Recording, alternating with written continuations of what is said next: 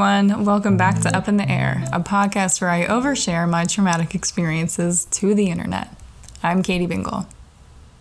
I'm sure you're all wondering if the title is going to be true or is it just clickbait.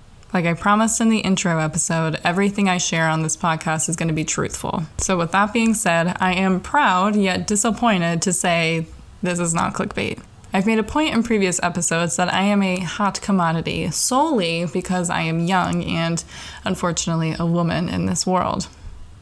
And don't get me wrong, I absolutely love being a female. I really resonate with being a female. I feel true to myself. I feel strong and confident and just badass. I think being a lady is just the most badass thing you can be here.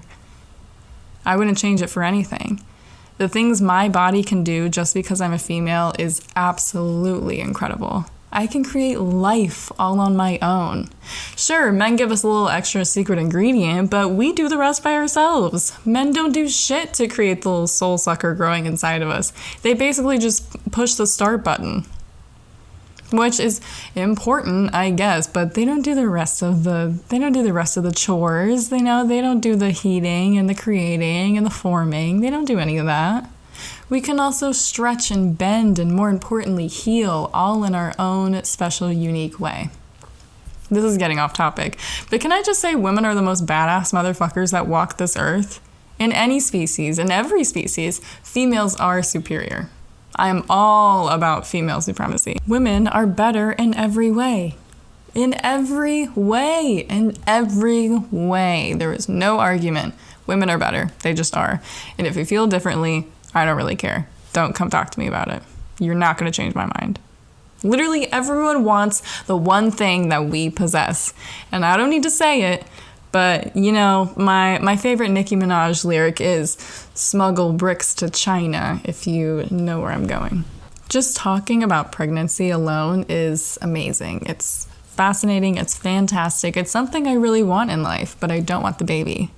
I want to be pregnant. I want to do the creating, the forming, the molding of said baby, but I don't want the final product. You know, I am the artist and I don't want to keep the art that is the baby. So I feel like I would be a really good surrogate. So if any of my friends are having trouble carrying a baby, just know that you can call me and I'll do it for you. I could probably just become a surrogate all on my own. Like imagine if I just changed career paths like that. You're like, I think I'm just gonna be pregnant. That's my job. I'm gonna be pregnant. That's my job. That's how I'm going to make a living. I'm going to create your livings to make mine. Just think about it for a second. Let's go deeper for a minute. Your body knows... Okay, so assuming that she is a relatively healthy person, the female body knows exactly what to do, when to do it, and how to do it all throughout the pregnancy. There's no special pill or food to consume to like specifically make the eyeballs. It's not like if I eat extra celery, then the baby's heart will start to form, right? Pregnancy is just the coolest thing in the world to me, next to donating blood. Donating blood is special because it's the simplest way you can give back to your community. It's a win-win. I give you a pint of my delicious O-positive blood to do medical things with, I'm assuming, and I get fruit snacks at the end. What's not to love? You save up to 3 lives when you donate just one time. Don't even get me started on donating plasma. That is a whole other world that I'll dive into later, but back to the treasures of being a woman. Now, it does come with some stipulations or some conditions. We all have to sign a contract at birth saying, although you are a magical, majestical fairy, you must face the most diabolical, cynical, sick and twisted creature known to man. Men.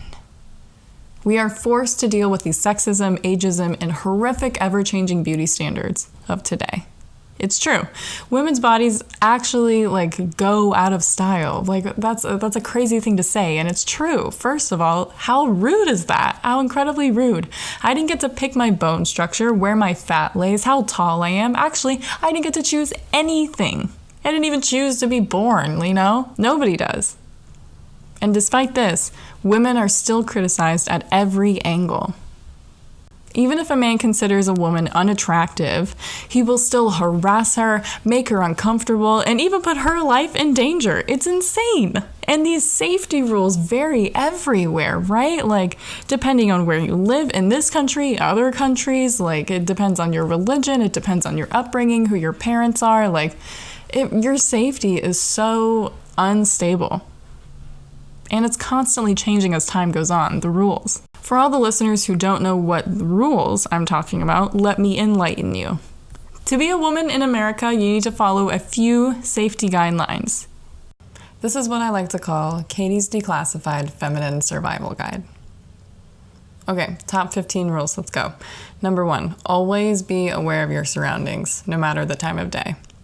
Number 2, keep some kind of weapon on your keychain or on your person. Could be pepper spray, brass knuckles, sharp keys, sometimes to stab someone with, a knife of some kind of caliber, just anything that could do some damage. Keep it ready and available at any moment.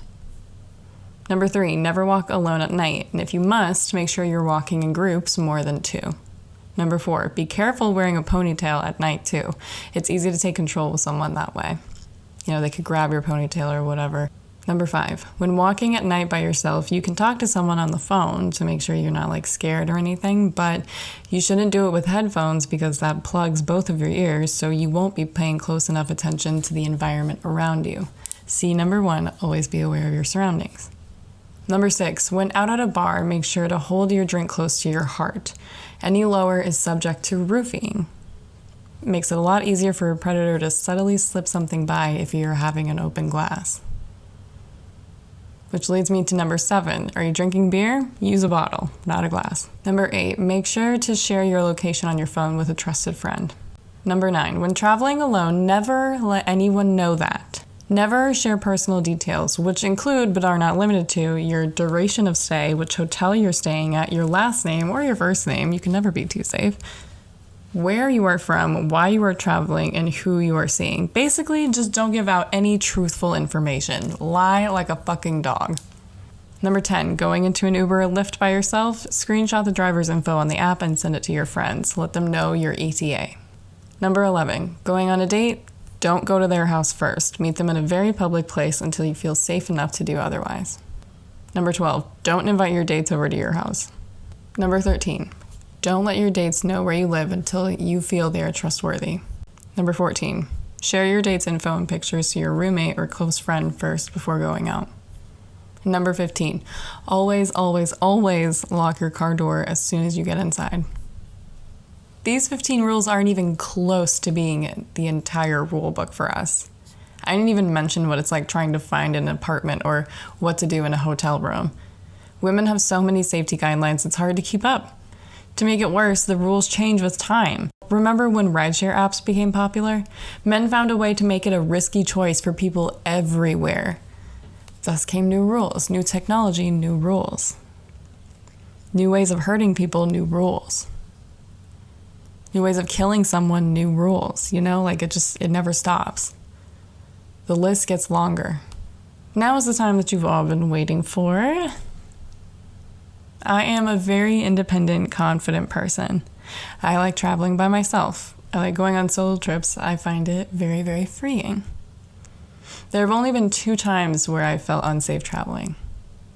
Once at LAX and once in San Diego in a Lyft.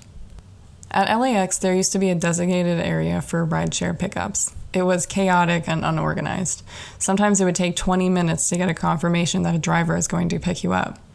They've changed it now, and now it's a lot more efficient and a lot better, but that was before, and this is at the time. This particular instance, I was 21 doing a solo trip for my college senior year spring break. I had been having a tough time in college and in my personal life, so doing this trip was supposed to be all about me. I had an 8-hour layover in Los Angeles, so I made plans to do some exploring. Made my way to the pickup area, and this is what happened next. I was having trouble booking a ride. It was really crowded during the day, and I was obviously alone. I'm standing there. Maybe you could sense that I was getting a little frustrated, and this woman comes up to me. She's wearing normal clothes, a bit older, I would guess her 50s probably. She comes up to me asking if I'm having trouble getting a car. I said, yeah, I'm just waiting. I'm thinking maybe she's in the same situation I am. It's not unusual for frustrated strangers to strike up a conversation like this, or so I thought. She then starts to say she can help me. She is part of a new rideshare app and I should download it. It's really easy to use and I'll get a car right away. I'm a little suspicious now because I'm I don't know, I like Uber and Lyft, and I've never heard of whatever app she was trying to push on me. But she's pretty insistent. I download her app. So then she says, here, come to my car and I'll help you download it. And that's when sirens start going off in my head, right? Why do I have to come to your car to download an app? I have service out here in the public. I've never heard of her company, and now I start to take a closer look at her. She's not wearing any promotional gear. She doesn't have any business cards in her hands. In fact, she's totally alone. I take a closer look at her. She has no luggage or even a purse or a wallet. Like, she's totally empty-handed. So I said, no thanks, the car is coming for me now. And luckily that was true. I showed her my phone and read her the confirmation, and she booked it out of there. It didn't even say like, okay, well, next time consider, or like give me some kind of line or anything. She just looked at me and walked away. Thank God I grew up with a sister who obsessed over Law and Order Special Victims Unit. Because it's a sad reality that women of all kinds have to be able to recognize the signs of a potential sex trafficker. And that was a clear sign to me. She read it all to a T. You know, why do I have to go to your car to download an app? Why do I have to follow you into your car to get an app? It doesn't make sense. Make it make sense. There's something my dad told my sister once when talking about this particular subject. He said, if someone is holding a gun to your head, ordering you to get inside a car, let them shoot you. Because what you are about to experience once you get inside the car will be worse than death. Moving on to San Diego. I managed to escape my first predator. Now I'm on the lookout. I didn't bother to rent a car on this trip because I planned on walking everywhere. And I did that. And one day I walked 8 miles. And it was amazing. Saw so many things. I called people along the way. It just felt very freeing and nice. Nice to be able to explore at my own pace. It's dinner time, and now my phone's at 10% and dying every minute. After my meal, the sun's going down, so I decided I should take a Lyft back to my Airbnb before I'm totally stranded. I order a Lyft pool because I'm always on a budget. My driver is a man. There's already another man in the back seat, so I sit up front. In fact, Uber and Lyft, I remember they always have to come up with like some kind of like safety update or whatever. Like, we care about our riders and our drivers. So like they come up with like new safety guidelines. It's super weird, but they tell people sit in the front rather than the back because the cars have child locks and stuff, right? So it's sad. I hate saying this. It's easier for you to escape if you sit in the front seat. The other guy gets dropped off first. Side note, he had an Australian accent. Very cool. I liked it a lot. Should have talked to him more, but I didn't. Now it's just the driver and I, and he wants to chit-chat. We're making small talk. Then he asks if I live here. I said I'm visiting. He asks, what have you seen so far? So I name a few parks. I keep it light. I'm not a huge fan of talking to every driver I take a ride from, and like that day I was pretty tired, so I was kind of looking forward to just staring out the window. Then he asked me, so, do you like to party? And sirens went off again. I mean, like, yeah, I guess, but what the fuck does that mean? What do you mean, do you like to party? What does party mean to you? Like, I think we have different definitions, and I'm not trying to figure out what you mean. Sure. And he goes, I know this one cool spot that you might like. It's close to the border. We're in San Diego, so I'm thinking, like, what's the border? Oh, you mean the border of Mexico? Oh my God, I'm not going there. And he goes, it's close to the border. Here, let's go. And then he turns the car around. Like, we're on the highway. He gets off the highway. Like, I was looking at our GPS, like, on his like car mount phone, like, thing. And I could see that, like, he's not following the path anymore. And, like, I'm literally alone in the city. I know absolutely nobody. My phone is on, like, 8%. Like, I'm freaking the fuck out. I'm panicking. So he's turning the car around.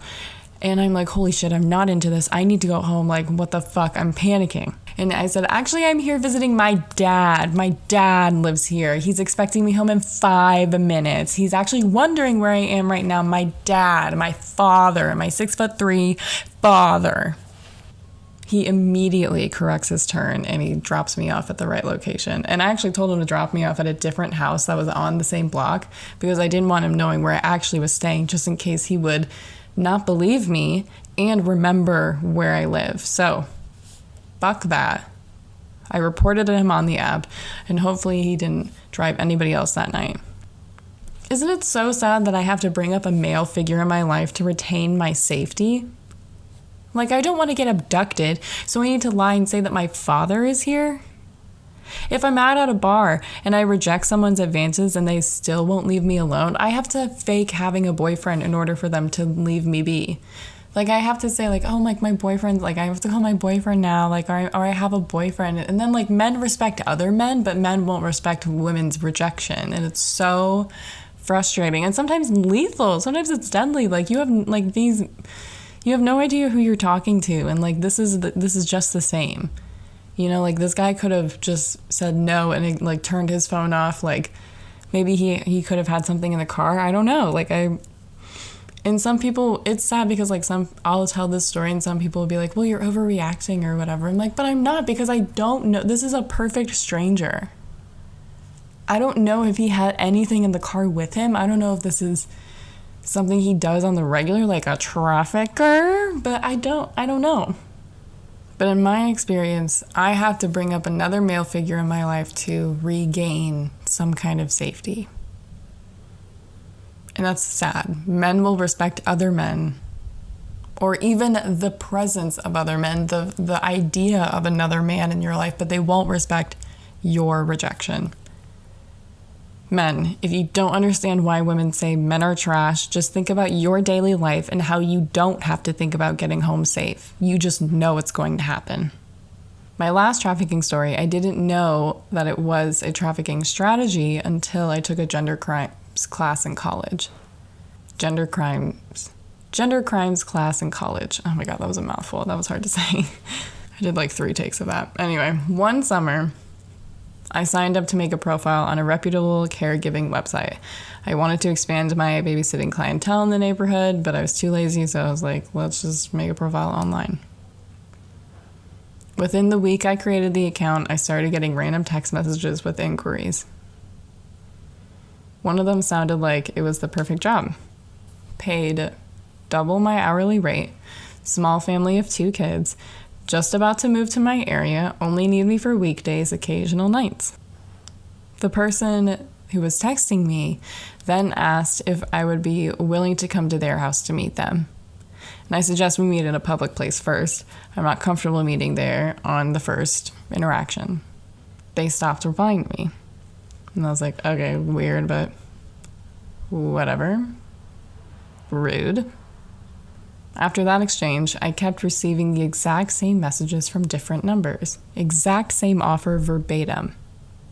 I deleted the account thinking that this website sold my phone number to spammers. I'm sitting in the sex crimes class and the professor tells the class the signs of an online sex trafficker. If you get a message, an offer, whatever, of something that just sounds too good to be true, it usually is. And thank God I didn't try to meet them at the alleged house. And after that session, I told my story to the teacher after class everyone left, and they agreed it was most likely a predator trying to lure me. Moral of the story, know the signs, always be vigilant, and protect every woman. All kinds, every type. This wasn't a very humorous episode, but an important one, and I felt the need to talk about it. This stuff happens every day all around the world and in this country too. It's hidden very well in this country, so never trust a stranger. Am I right, ladies? That's all I have for you guys today. Thank you so much for listening. I know this wasn't a very funny story, and I hope you learned a thing or two and start to appreciate women for just existing and staying alive. Next week is going to be a lot more fun. I'm thinking about doing something new. But we'll see. Anyway, my name is Katie Bingol. This has been Up in the Air, and I will see you later. Bye.